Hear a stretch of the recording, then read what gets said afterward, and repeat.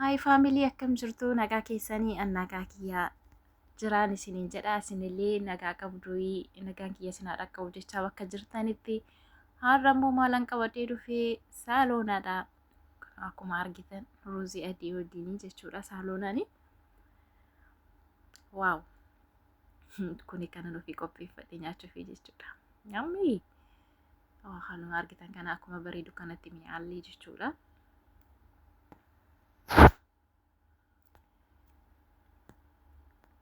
Warroonni maatii haaraa taatan subscribe gochaa like gochaa share gochaa na jajjabeessan jedha warri duraan immoo maatii naaf taatan like share gochaa viidiyoo kee hamma dhumaatiitti na daawwadhaa isiniin jedha. Nageenyi kiyya bakka jirtan hundattuu isin dhaqqabu jecha maatiiwwan kiyya hunda keessaniifuu isiniin jedha. Karaa hojiitti gallaa jechuudha. Kuduraalee nani qabu isinitti argisiisa kunoo. Kuduraalee nani qabu fidee jira. Kuduraaleen kiyyas kanuma kanaan saaloodhaan hojjedhu jechuudha. Dinnichaan qabaa kaarotiidha. Timaatimiin shunkurtii adii fi shunkurtii diimaa bahamee shunkurtii itti baay'isuun qabdanii shunkurtii adii jechuudha. Kunoo jaazaariin isin jira hundumtuu jechuudha kan saaloonaaf ta'u jechuudha. Waaw. Oolumaan laalaa jechuudha akkamitti akka hojjennu. Kunoo haaluma argitan kanaan bareedee dhufe kuduraaleen isin jedha. Ashaboo fi leemmiidhaan bareessitanii miccuu qabdu maaliif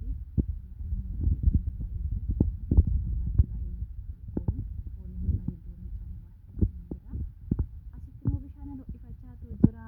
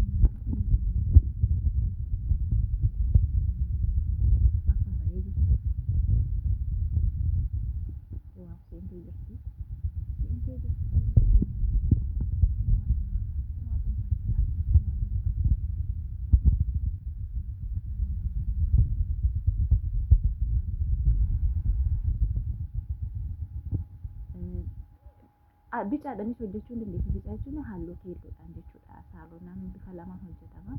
Kokonaatiidhaan hojjeta kan hojjetamu herdiitti naqama. Yoo isa kanaan diimaa hojjechuu barbaadan immoo tomaatoon paastaadha jechuudha. Bareeddii camtee dhuftee galtee jirti isin jedha kun lukkuudhuma Itoophiyaa fakkaattee kuduraan dudootti namni baatee lukkuudhuma Itoophiyaa fakkaattee ijoolleen maal godhure. Kuduraalee fi muduraan kinoo akkamitti namni balleessee jira malee lukkuudhuma Itoophiyaa jedha bakka. Yoo kitchen yaada shunkurtiin akka keenyatti hin baay'atu malee walumaa fuulduraa deemee naqee baay'ee walirraan fageessina qofa kana nyaata godhee jechuudha. Itti naqatee jira. Waan biraas ammoo shaboo altanitti dabaltu jechuudha. Amma jechuudha. Ani kun maankaa lamaan itti naqee hingaa. Dishtiin kun baay'ee guddaadha. Maatiin keenya baay'ee baay'atu waan ta'eef dishtiin ruuzii yaamini yoo argaa jirtu kophaa kiyya baay'ee kophaa kiyyaa miti kanan ol fuudhee tola qo'ichaadha. Baay'ee ulfaata bishaan wajjin ruuziin kun maatiin baay'atu jechuudha. Arganii bilchaatti naqatee bishaan isaa keessaa raabee hin biibee jechuudha. Akkuma as deebisee immoo ibidda irratti hin deebisaa jechuudha. Maaliif bishaan hafee akka xuuxatuuf jechuudha. Waaw! Ruuziin immoo innaa bilcheessitan baay'ee bukaa'uu akka hin qabne akka hin jajjabaanis bareechitan jechuudha. Yoo san immoo saalonaan dirree isinii bareechaa jechuudha. Yoo ittiin nyaatanii jechuudha. Kunoo ibidda irratti deebisee jira.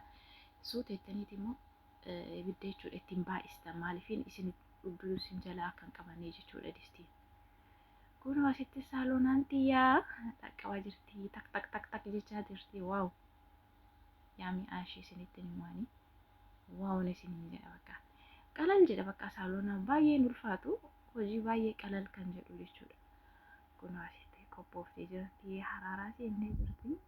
Amma maaltu hafaa? Hammi bichaa nyaachuu bichaatu hafaa isiniin jedha. Kunoo deemuudhaaf amma kaargoo godhamtee jirti. Ruuziin keessa akkaatti bareeddee jirti argitanii ruuziin akkaatti bareeddu hin bokoofne waan jenne haaluma argitan kanaan jechuudha. Na faamilii viidiyoon kun yoo isinitti tole sabskiraaybii warri naan godhe sabskiraaybii naa godhaa. Warri duraan immoo maatii naaf taatan laayik sheerii gochuudhaan na jajjabeessaa isiniin jedha. Yeroo gaarii naa qabaadhaa. Thank you faamilii. Bakka jirtanitti nageenyi kiyya isiniif haa dhaqqabu jechaa na jajjabeessaa isiniin jedha. Yuutuubara haaraadha. Yoo mana madaamii jira waan ta'eef wannooma nu harka jiru isinii qabannee too dhufna. Ammallee karaa fuulduraa akka isinii qabannee too dhufnu immoo waan qabnu nu jajjabeessaa isiniin jedha. Laayik sabskiraayib sheer gochuudhaan na bukkee dhaabbadhaa isiniin jedha. Yaa akkanuma tol jajjabeessa eenyu nu jajjabeessa.